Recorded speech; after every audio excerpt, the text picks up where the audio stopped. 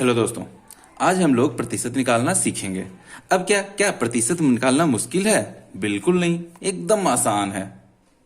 तो इस प्रतिशत का मतलब क्या होता है? देखिए, इस प्रतिशत का मतलब होता है 100 में। अब जैसे देखिए, प्रतिशत का सिंबल क्या होता है? ये होता है। थोड़ा सा देखिए, ध्यान दीजिए। क्या मैं बोला 100 में? तो 100 में एक जो है ना, इसी एक को ऐसे टेढ़ा करके लिख दीजिए और ये दोनों जीरो जो ऊपर नीचे लिख दीजिए, तो हो गया हमारा क्या? प्रतिशत का सिंबल। अब आप कभी नहीं भूलिएगा कि प्रतिशत का मतलब होता है 100 में। अब जैसे यहां देखिए क्या है, 800 का 12%, मतलब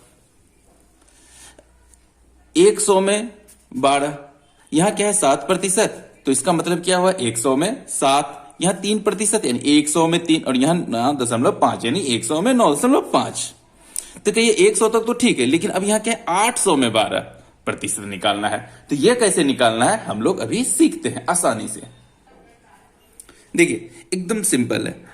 800 का 12%।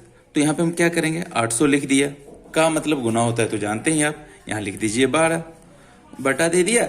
अब देखिए मैं क्या बोला था? प्रतिशत यानी 100 में। तो 100 में तो किससे हम लोग नीचे रख देंगे? बटा में 100। सिंपल। अब इसको सॉल्व करेंगे, हमें प्रतिशत निकल जाएगा। अब सॉल्व करेंगे हम लोग आसानी से। अब देखिए, सबसे पहले क्या करते हैं हम लोग? ऊपर नीचे अगर कोई कॉमन हो तो उसे काट दीजिए। जैसे देखिए, यहां भी 2 जीरो है, यहां भी 2 जीरो है, दोनों जीरो कट गया। नीचे क्या बच गया? एक का तो कोई मतलब नहीं रहा नीचे, तो इसको गुना कर दीजिए।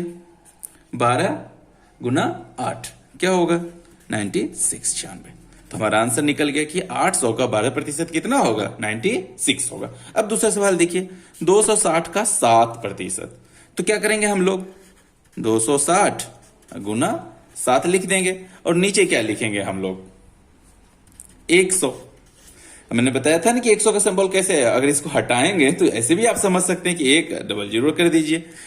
अब इसमें कैसे काटेंगे? एक जीरो तो कट गया। अब और कटेगा? बिल्कुल कटेगा। इसको हम चाहे तो 2 से दोनों को काट सकते हैं, लेकिन अगर काटेंगे तो थोड़ा सा ज्यादा मुश्किल होगा, इसलिए हम नहीं काटेंगे। हम क्या करेंगे? इसको सिंपल ये भी गुना कर देंगे। इससे फायदा क्या होगा अभी आपको समझ में आ जाएगा। 7 छक 42, बाकी बच गया 4, 7 दूनी 14, 4 18। इतना हो गया। नीचे कितना हो गया? 10। अब देखिए नीचे क्या हुआ, एक के बाद अगर जीरो होता है तो हमें आसानी क्या होती है कि एक जीरो है तो एक के बाद दशमलव दे दीजिए, यानी 18.2। तो हमारा आंसर क्या हो गया? 260 का 7% कितना होगा? 18.2। तो इसीलिए हमने यहां पे क्या किया था? कटने के बावजूद नहीं काटा था। इसमें क्या है? 126 का 3%। क्या करेंगे हम लोग? 126 गुना 3, और नीचे क्या लिख देंगे हम लोग? 100। अब देखिए यहां भी कटेगा तो कट जाएगा, लेकिन हम क्या करेंगे? नीचे जीरो रखना हमारे लिए आसान होता है, तो इसको गुना कर दिए। 6 18 और 3 दूनी 6, 1 7, 3 का 3 यानी 3 7 8। नीचे क्या हो जाएगा? 100। अब इसका आंसर क्या हो जाएगा?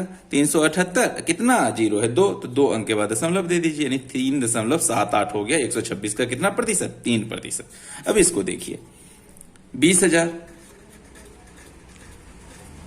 का 9.5%।